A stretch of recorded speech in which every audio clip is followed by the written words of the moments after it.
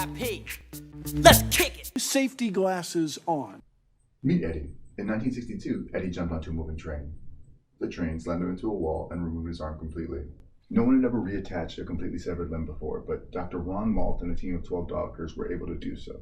Eddie's arm was kept on ice while being transported to the hospital. This is the first time ice was used because it was not part of any medical protocol prior.